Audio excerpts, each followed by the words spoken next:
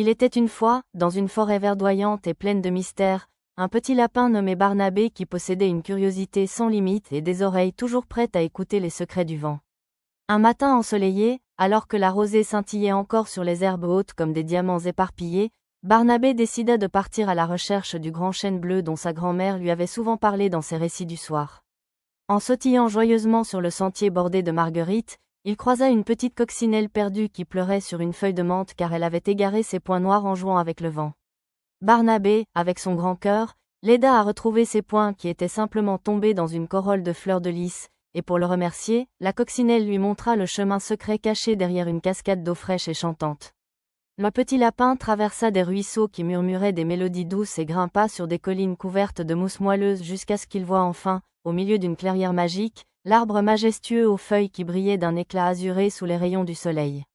Là-bas, il rencontra un vieux hibou sage qui lui expliqua que la vraie magie ne résidait pas seulement dans la beauté de l'arbre, mais dans le courage et la gentillesse dont il avait fait preuve tout au long de son voyage pour aider les autres. Heureux et l'esprit rempli de souvenirs merveilleux, Barnabé rentra chez lui alors que la lune commençait à se lever, se promettant que chaque nouvelle journée serait une occasion d'explorer le monde et de semer de la joie autour de lui, car il avait appris que les plus belles aventures sont celles que l'on partage avec de nouveaux amis.